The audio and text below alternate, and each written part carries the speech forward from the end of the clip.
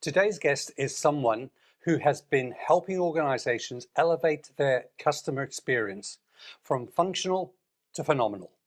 Debbie Clintworth is a globally experienced CX strategist, coach, and the founder of Footprint Collective.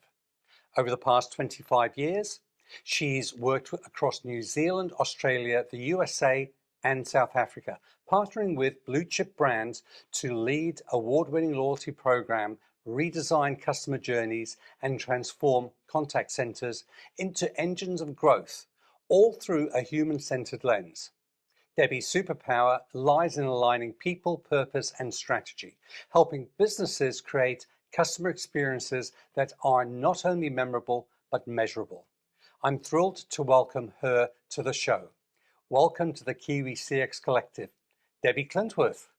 Thanks, Elias. Happy to be here. Look, it's a pleasure to have you here, Debbie. And for our guests who might not have met you before, I had the opportunity to speak with you when we were in Sydney at a business conference. And when you started to share some of your background, I said, I've got to have Debbie on this podcast. So can you, for the audience that might not have met you before, give us some of your background in terms of your career, your credentials, and how that's affected, especially the aspect of contact centers and customer experience? Oh, wonderful. Thanks, Elias. I have quite a long background with customer contact centers in South Africa and abroad. And I started off about 15 years working with a big call center. We managed about 100 hotels and large resort and casino groups. And that was really exciting because we had so many different cultures and so many different audiences. So there was a lot of information that the contact center needed to learn and be on top of. So it was a varied role, extremely exciting. And from there, from the call center, I then also managed large customer experience positions, which took me abroad. So that enabled me to understand different geographies, different nationalities again. So one of the programs I worked for, or one of the companies I worked for, was a large multinational where we had about 13 properties in South America and about 24 in South Africa. And that was fantastic because it was different geographies, same call center answering the calls. So we dealt with different languages. We dealt 24/7, answering questions. And this is all pre-AI. A lot of it, we're talking years ago. Wow. So did you say for one organization, 100 hotels? Correct. And a geography with multiple in terms of ethnic groups and background. And then the second one that was in different geographies as well. Correct. Wow. Correct. And did you also say that you're involved with customer loyalty programs and developing those with some of your customers, both here in New Zealand and overseas? Absolutely. And that's how I got into the contact center because it pretty much fell under the remit of what I was doing. I was managing large loyalty programs and everything to do with the customer. Mm-hmm. So it was the customer engagement, the customer experience. And so it just made sense for the contact center to fall within my realm. And apart from that, we also managed big conference centers. We had about a 3,000 seat theater at one of the resorts. So we're talking, they were large resorts. One of the properties had about 20 million people come through the property, and we obviously had 24 of those. So it was large scale, which was also really exciting because the type of questions and the type of customers that we had was so varied. And so the knowledge base that we had within the contact center had to be strong, had to be a robust knowledge base. Again, this is pre-AI. So it was all about humans. It was about being empathetic, understanding the type of people that we actually hired was really, really key. And understanding the type of customers that we had and cross cultures. So it was a huge learning curve. We didn't always get it right, but we always stuck together as a team. Well, this pre-AI world, you mentioned a really important element. So I want to take that and explore this a bit deeper. When you look at the frontline staff that you had in the contact centers that have this amazing array of products and services available within the complex, How did you ensure that your frontline teams were confident in the products that they supported? Communicate. You can never over communicate to a customer center. Yeah. And so, what we have done a lot of trial and error. So, marketing, I am also a marketer. Yep. And we come up with these amazing blue sky products and services often, but so often we forget to update the call center. And that's our first point of contact and often our last point of contact with our customers. You know, the call center staff actually are your goal because they can cross and upsell as well. Yep. And they need to know everything it is to know about your product. So what we've always done wherever I have managed the contact centers or even been in marketing is make sure that once we launch a product or service, in fact, even before we launch it, we meet with the contact center staff. We understand what type of questions they receive from customers. And even sometimes the contact center staff have pushed back and said, I don't think you should launch X, you should maybe look at it this way. So we've actually pivoted products and services based on feedback prior to launching it to the public.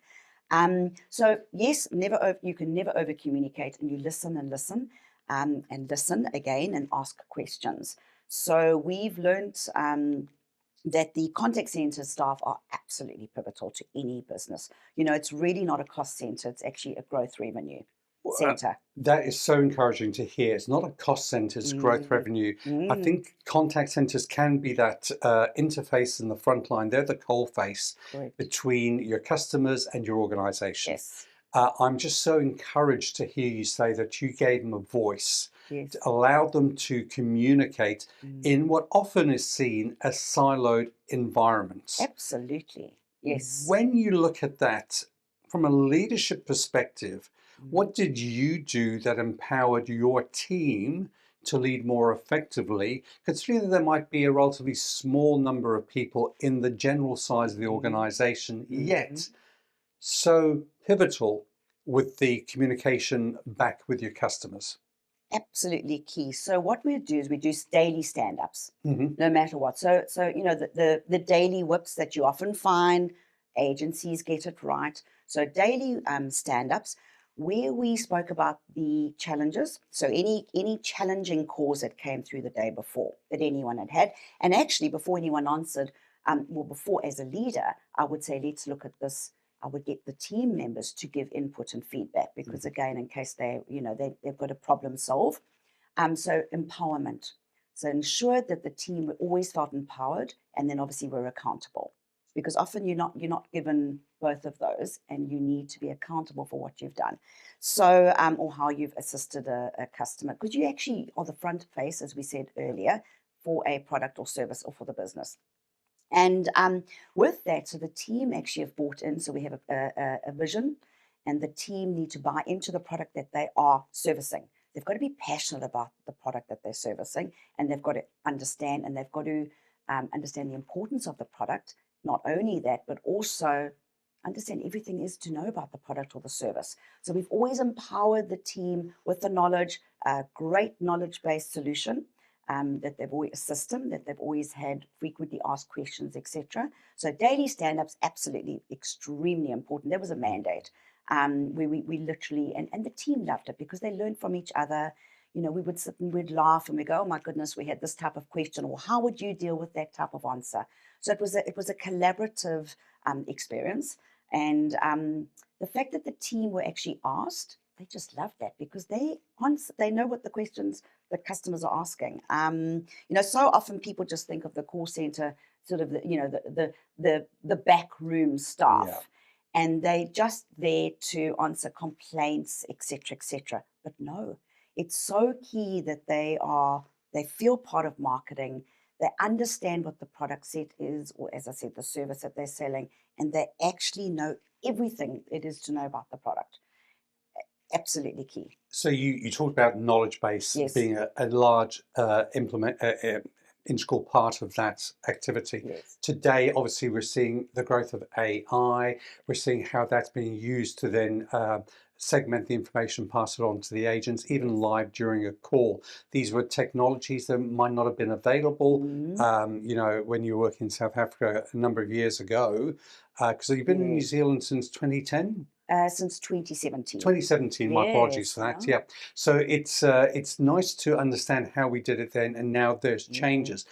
But I'm sure that your team would have come under pressure. So when you did have those real pressured moments, how did you motivate your team? So we're talking about people here. Yes, So how do yes. you motivate your team when the pressure is on? Again, we had that collective vision. So we all bought into, and in fact, it was actually have each other's back, Oh, no matter yes. what. Have each other's back, but always put the customer first and always know that the customer's right. Hmm. So those were the three things that we looked at. And then we, together as a team, so we asked questions, always ask and listen. So as a leader, you need to actually sit in on some of the calls with your team and understand what type of questions they are Yep. answering, because only then, if you actually walk the talk and you understand the pressures that they're dealing with. For example, if you launch a new product or service and you've got a lot more pressure on the team that they possibly weren't experiencing. For example, one of the companies I worked for in New Zealand, we were predominantly focusing on television and products, so entertainment, movies, sports. So the contact center knew what type of questions to invariably answer. It was subscription based questions. All of a sudden, the company marketing decided to launch a ticket solution. Mm. Fantastic for the customers, absolutely winner. It was a winning solution and a winning idea for a customer loyalty program because you're adding value to the customers. But we actually forgot to even inform the contact center. And so what happened was it put a lot of pressure on the contact center staff. So they all of a sudden were doing a lot more administration. The FCR, decreased because they couldn't do fast response times. Mm. The CSATs, the CES, all of the scores just plummeted, and also the morale. So there was a lot more pressure on them. So what we did is, again, we did the daily stand-ups. We sat with them. We gave them as much information as we could.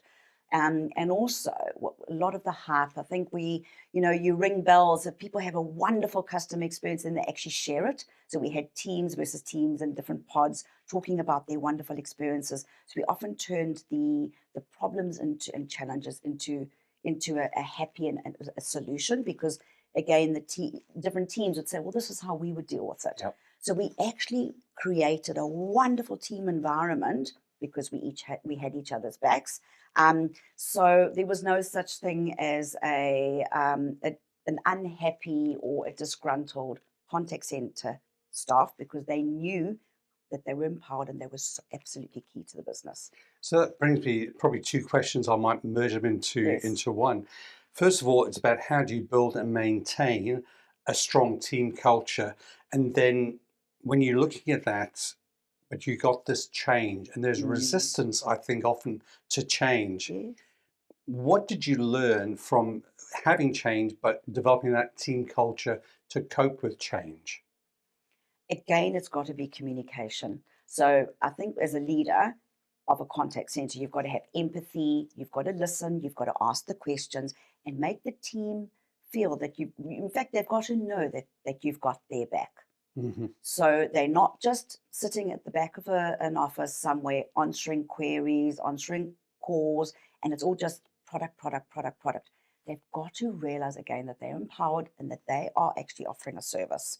So we always made the team feel super special. So we'd have, monthly cake days, or we'd give away gift cards and that sort of thing. But the most important thing, instead of just the gift cards, would be grocery cards, etc. We'd also give away experiences. So some of the experiences that our the companies we were offering, so whether it be TV, then we'd also give them the tickets for them and their families. So they felt that they were actually buying in and they were actually able to experience the product that they were answering calls for, or the services that they were answering calls for. Or if it was a spa or a wonderful theatre production, Hmm. whatever type of business. So even if the services, honestly, as much as even a gift card, people just love that. It doesn't have to be something elaborate or extremely expensive, but we did this monthly. And so we also had a board that we had up, a values board, and we would always put on the board. So it was visual. Yep. We'd do daily shout outs, and again in the stand-ups, we would always be there and just encourage each other. You know, Mm. it's fascinating to hear that, because when I was running a managing a call center here in New Zealand, Mm. I remember looking at the staff and asking, how can we motivate you to do more? Yeah. And the first thought that came to my mind at the time was maybe I need to do something financial. I need to give them a pay increase or a voucher for. And yet, one of the number one Yeah. rewards was getting a car park outside the building. Look at that. Yeah. Absolutely. S- So we actually put it to the teams. Every team, every contact center I've managed, I've always put it to the teams and said, what would you like to receive as a reward? So it was always reciprocal. So it was never a dictate. And Mhm. again, it was teamwork. So we honestly, so open, clear communication, and they always felt that they were part of a team and that the leader had their back. So then take us through potentially like an onboarding experience. I know you shared something with me before, but I want to explore this with you. Today, we have a lot of L&M systems in place Mhm. where we can go there and do some online training and product development, etc. Yes. But tell me and explain to me some of the techniques you were using with your staff back in South Yes. Africa of how you got them to understand about the organization, the culture, the products, Mm. etc. What were you doing and why? Yes, so it's always about human-centered design because we often forget about our people. And we look at scripting, we look at call center times, we look at all of those sort of things. So we look at data, which is obviously a key. Hmm. But unless you've got the buy-in from your staff and the passion, they're not. It's going to come through in their call and in their voice and their tone. So what I did at a number of companies is on the onboarding experience, we actually ensured that every team member, and specifically the contact center, was absolutely key because they were answering the questions, actually experienced the day in the life of a customer. Mm, So at one of the hotel groups and casino and resort groups I yeah. work for, what we did was a new team member, so onboarding, absolutely, they did all the online courses, as you say, that invariably come through and you need to do, compliance, etc. But we also made fun days out. So it was actually just over a period of 2 days. And yes, it does sound like a lot. It was very resource intensive, etc. But it's absolutely key because you're setting that foundation. Mm, And you could just see it in the staff members because they bought into the product and the service. So what they would do is they would some of the resorts, most of them, we would have security guards near the car park because it just was that was yeah. as it was. So they would spend a couple of maybe about 20 minutes, maybe even half an hour actually, with the car guards, understanding the type of questions that people have. Even it was as simple as where should we park, or Mm. where is the resort, where is the entertainment center, where is the conference center, that sort of thing. So what type of questions? How was the security guards conversing with the staff members? Sorry, with the customers. Yeah. And then they would go on, and then the next thing would be in the customer journey was the check-in desk. So they were checking into the hotel. They Mm. would spend some time with the check-in at the check-in counter.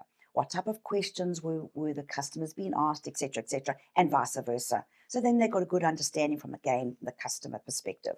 And then they would go and see how long it would take to actually turn a room over. Mm. They'd go and spend some time with some of the staff and just say, oh, how long does it take to turn a room over, the kettle, the bed, etc.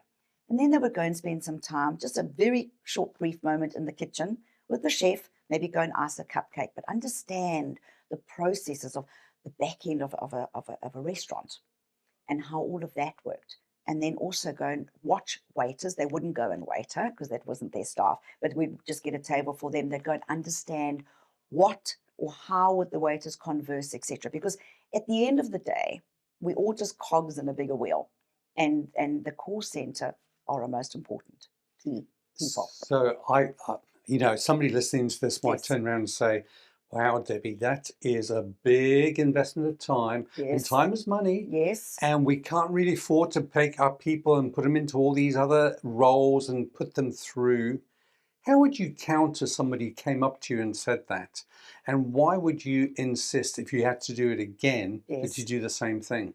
I would just say, how important is the customer to you? Hmm. Because, again, we often sit in our white ivory towers and we're not dealing with our customers. Other Yeah. people are. And those other people are the most important people, and that's the contact center staff. And that, again, goes back to hiring. You've got to hire people with passion and someone that's not just taking a contact center job because they can't find something else. They actually want to. It's almost the face of the. It's actually the face of the business.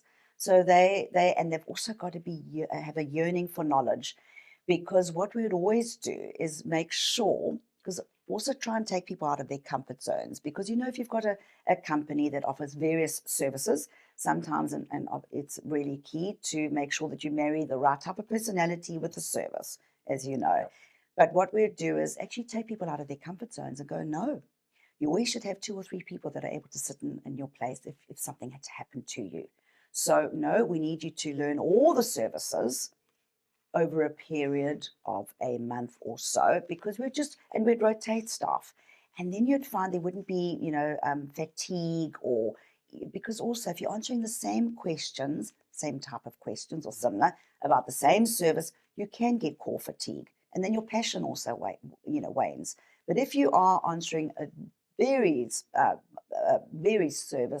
varied questions around services, absolutely there's that passion. So that's what I would say to someone is, how important is the customer to you, really?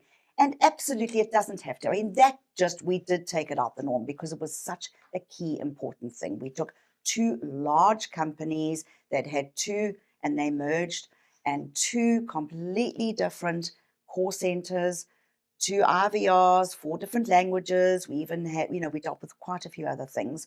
And so what we needed to do was we needed people to literally walk in the steps of the customer. So I'm glad you mentioned that, because I was going to ask you about this. Obviously, you led that contact center through the merger of large hospitality group in Africa. Yes. But overnight, you had new services, new customer types, and the peak season coming. Yes. How did you scale fast without breaking the customer experience, and what changed for the team?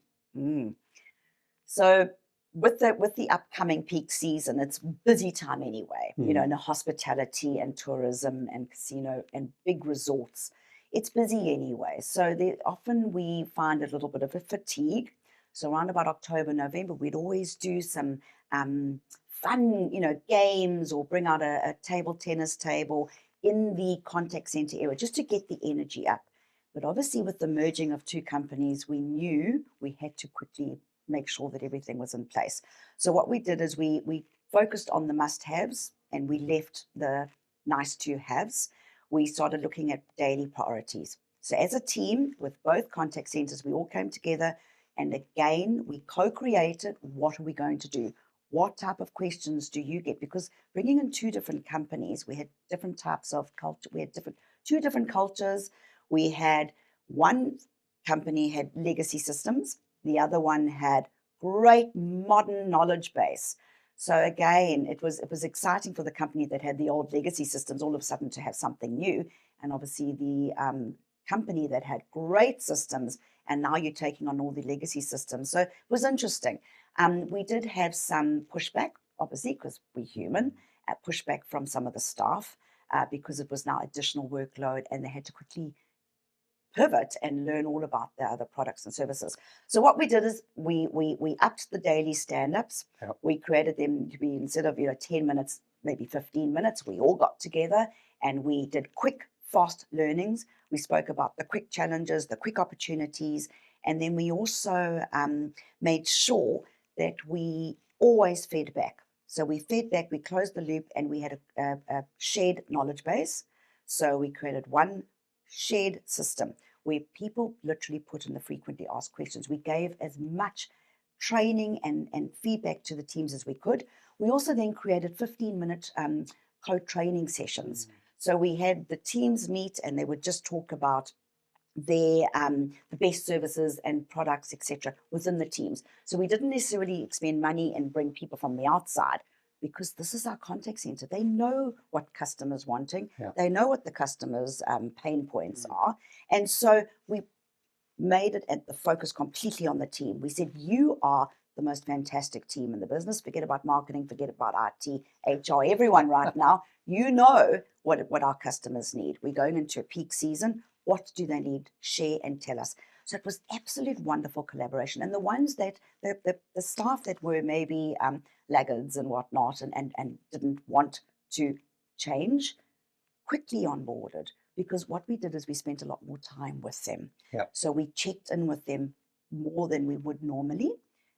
Is everything okay? What do you need?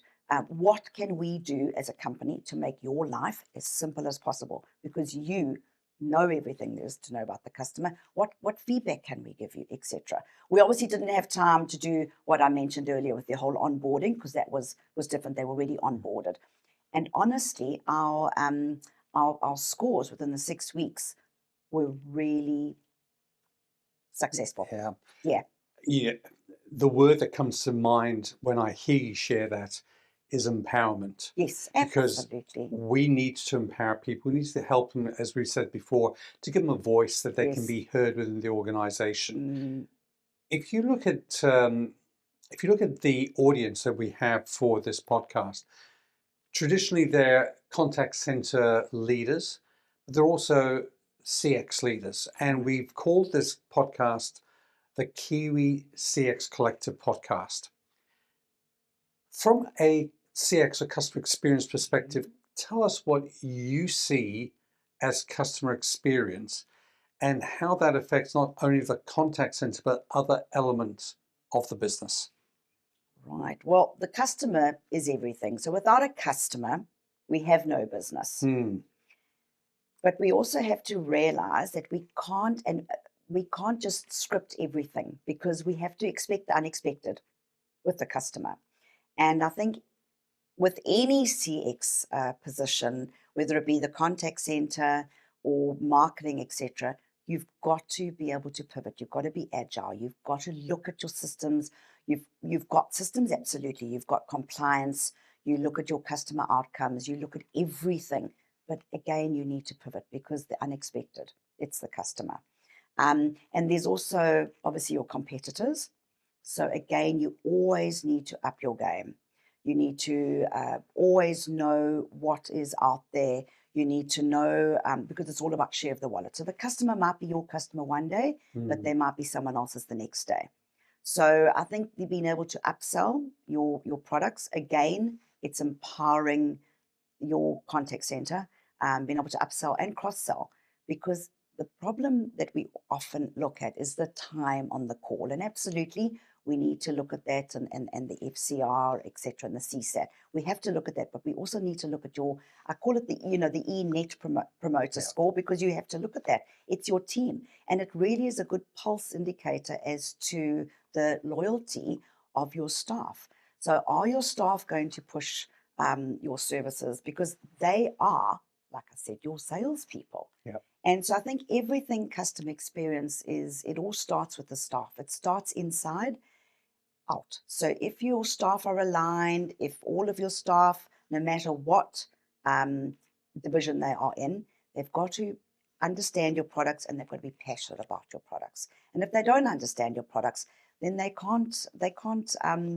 stand or they can't stand by your products, and they also can't answer questions about your products. So Yeah. you start to mention loyalty again. Yes. Another favorite topic of mine. Loyalty and trust, I think, are go hand in hand. Absolutely. In a moment, I'm going to ask you about loyalty and loyalty programs, what we can do. But I just want to share a little bit of research and some of the background that I've been involved with. And I remember as a contact center consultant years ago, where we were engaged to come in and help look at a re-engineering program in the organization. The purpose was either to go and lift revenues or reduce operational costs. So we built a business case that was based on how do we do this? And once we had an ROI, return on investment, we would invest in that. Right. When we went back in after the implementation, and some of these organizations were spending millions, if not tens of millions of dollars in these re-engineering programs, we went to measure the ROI, and in 80%, if not more, of the cases, no ROI. So we started to think about this and we thought, why is this happening? Is it the product? No, that was fit for purpose. Might not have been the best of the best, but it worked. Yes. We then knew that we had to have a process, there was a robust process that wrapped around that. Yes. But then it came down to the last P, which is people. And we realized that if people don't get engaged in the project, Yes, it will fail.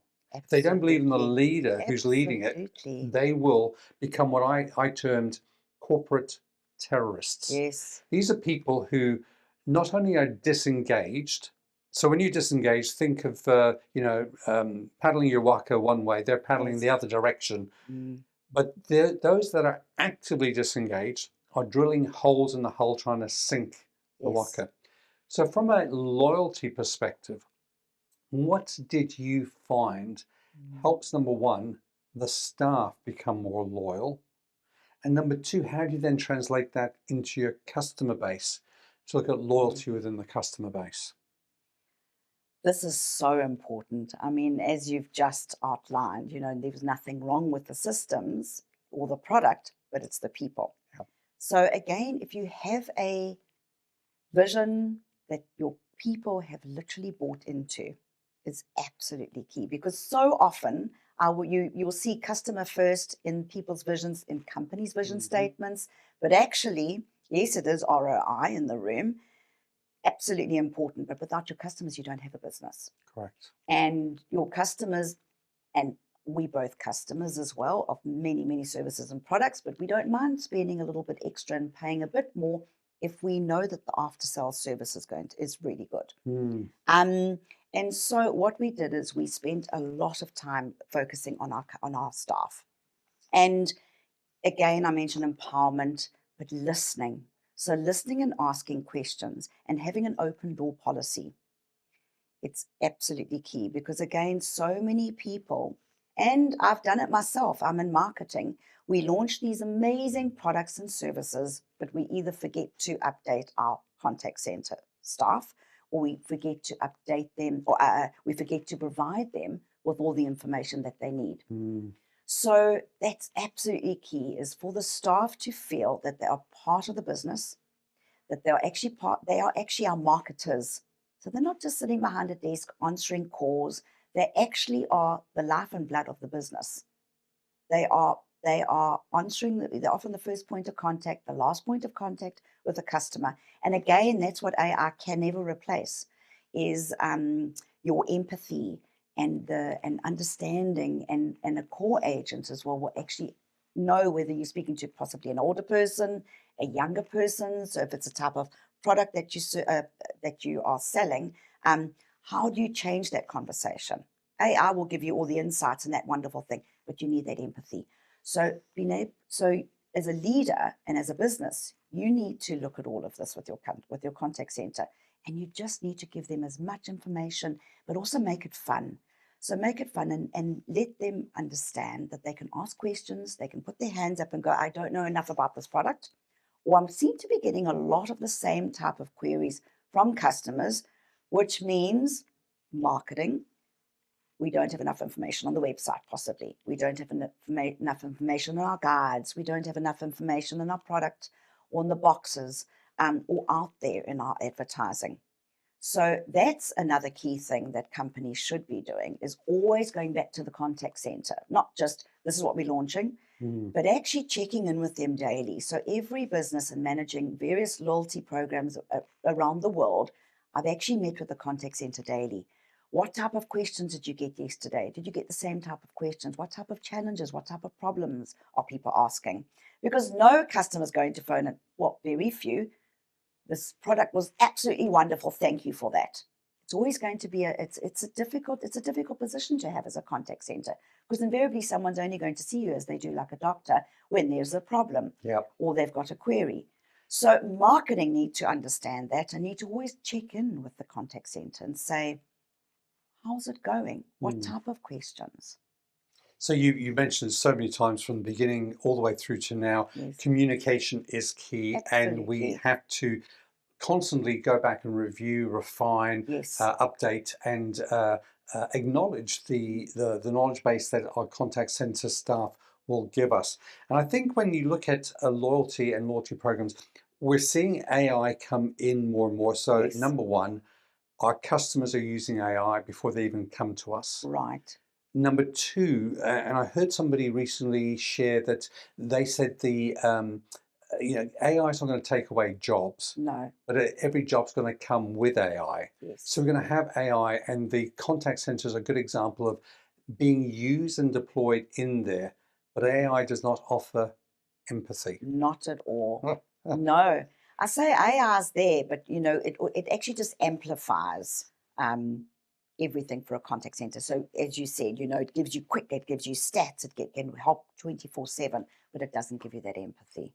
No, the So, human contact. so then from a loyalty perspective for an organization with their Yes. customers, we're being driven in a world of ever increasing pressure, especially financial. So people, cost of living crisis, they want more for less. Are people willing to pay more in terms of a premium for a service? And does that actually lead to long-term loyalty? And why? Well, Elias, that's a little bit of a loaded question because absolutely, I'd say people would, but it depends on the environment Yeah. and it depends on the product. Hmm.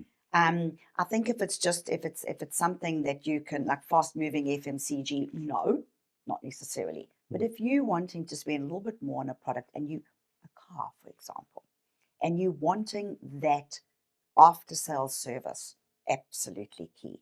Or Sky TV with the Skybox, you're wanting that custom experience because yes, hoping that nothing's going to go wrong with the product. No one ever buys the product and thinking that you're going to be contacting a contact center, but it might be about something completely different. It might be the ticketing, it might be convention, it might be spas, it might be anything else.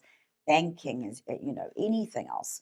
You don't always buy a product and think you're going to be contacting the contact center. So you don't always look at how the contact is with a company post purchase or Yep. pre-purchase. But if you look at the world, I mean, it's just such a small place, and people talk. So it's the user generated content. So people will know, oh, their service is not very good, etc. But their service is amazing, that's why I always go back to them.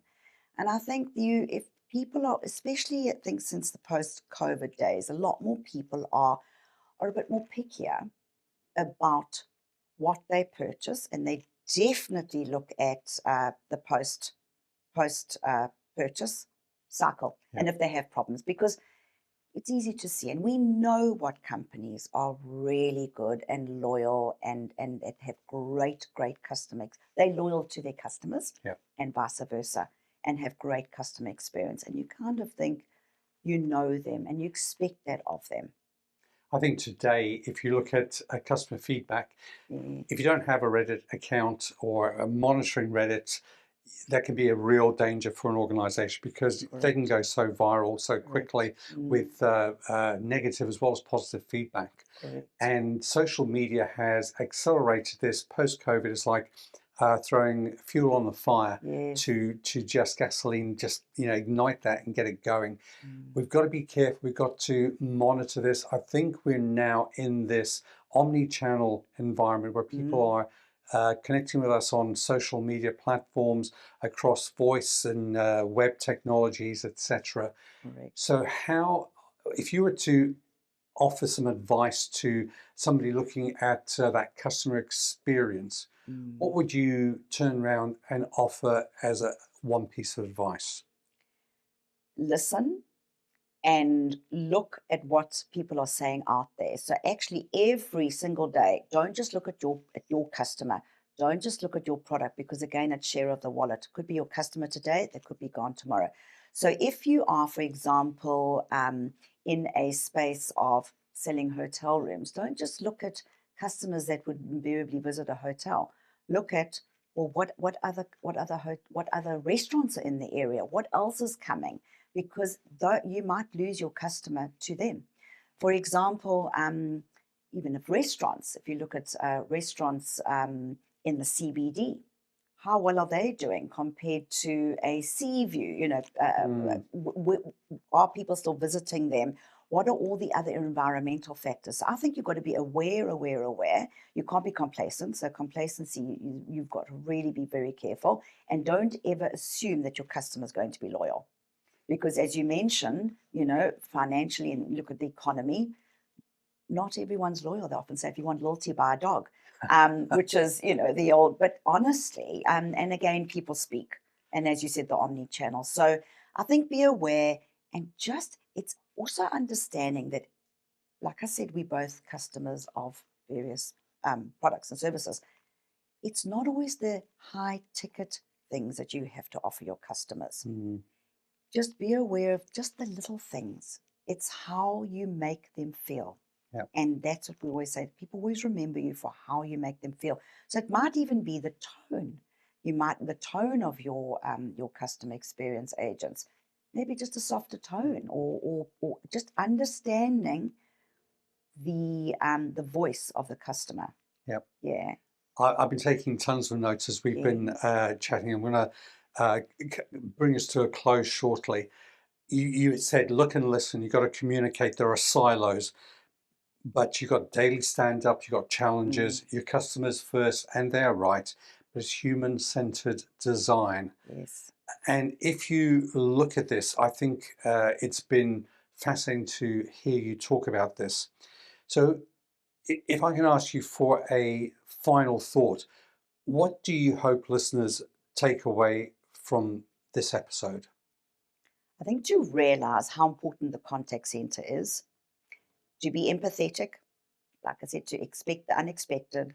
You are dealing with people, and don't look at it as change management, but look at it as people management. Absolutely key. And I mentioned it earlier, your contact center isn't a cost center. Don't see it as that. See it as a growth revenue. Because invariably, if your agents who are speaking to your customers can upsell, can cross sell, or even just keep your customer, retain your customer, then that's absolutely key. Because in a downtime market, when customers are so financially strapped, Mm, it's not guaranteed that you've got that customer. So just continue to engage and empower your staff and to listen to your contact center. Listen to them when they say, actually, the service is really not, your product is really not that great. I think you might have to look at changing some things and tweak it. And treat them as your R&D, as your research and development team, actually, and as your marketing team. So empower them and give them as much information as you can. Now, Debbie Clintworth from the Footprint Collective. Yes. If people want to reach out to have a chat with you, what's the best way for people to get hold of you? Or they can contact me at Footprint Collective, or they can contact me on my mobile phone. Awesome. We'll have that in the Wonderful. notes, so that'll be good. Wonderful. Again, Debbie, thank you very much for your time today. Thank you. I'm sure that we're going to get another opportunity to bring you back in to the studio and have another conversation. But again, thank you for your time and your wisdom today. Thank you, Ellis. I thoroughly enjoyed that.